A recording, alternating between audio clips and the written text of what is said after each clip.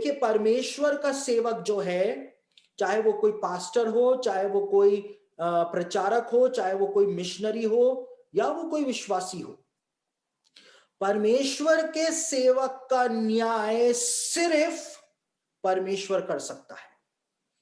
देखिए, नौकर नौकर एक दूसरे का न्याय कर सकते हैं क्या? क्या नौकर एक दूसरे का न्याय कर सकते हैं क्या? नहीं कर सकते हैं। मालिक जो है वो अपने नौकरों का या दासों का न्याय कर सकता है। जिसका दास है वो ही तो न्याय करेगा। अब दोनों ही दास हैं, दोनों एक दूसरे का न्याय करने में लगे हुए हैं, तो न्याय तो होगा ही नहीं, झगड़ा होगा, विवाद होगा, खून खराबा होगा, लेकिन न्याय नहीं होगा। और वही आज हो रहा है। आज एक प्रभु का सेवक दूसरे प्रभु के सेवक का न्याय कर रहा है कि ये गलत है, वो गलत है, ये भी सही नहीं है, वो भी सही नहीं है, मैं सही हूं, वो सामने वाला गलत है। जबकि न्याय करने का सारा काम जो है वो यीशु ने कहा पुत्र को सौंपा गया है। यीशु ने अपने बलिदान के द्वारा, अपने खून को बहाने के द्वारा हमको खरीद लिया। उसने दाम चुकाया, हम खून के खरीदे हुए हैं। यीशु ने मोल देकर के हमको खरीदा है। हम खरीदे हुए दास हैं। जैसे किसी दास को दाम देकर के खरीदा जाता था, यीशु ने अपने लहू का दाम देकर के हमको खरीद लिया। अब हम उसके दास हैं। और दास और नौकर में भी फर्क होता है। मैंने आपको ये बात बताई थी। दास जो होता है वो स्वामी का ही होता है, नौकर स्वामी का नहीं होता है।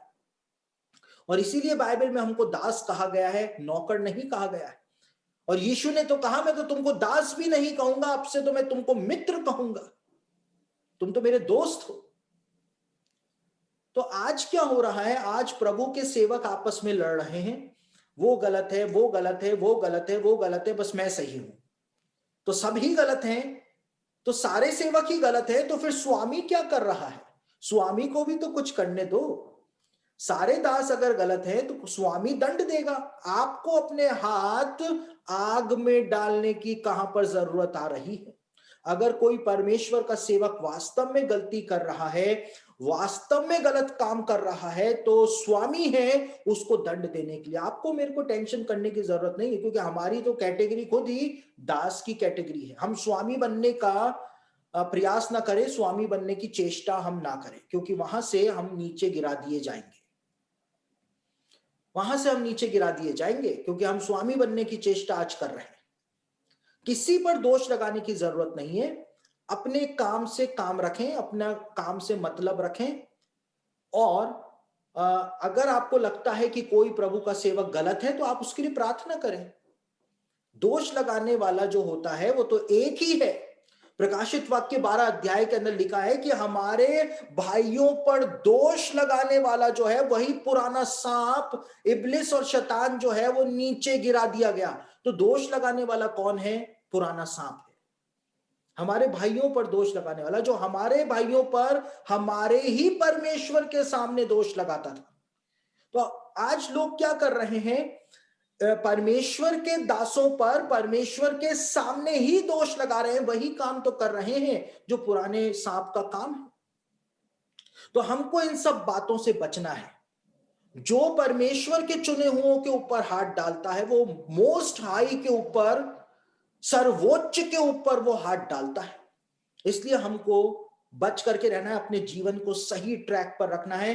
परमेश्वर बैठा हुआ है, हमको डरने की जरूरत नहीं है।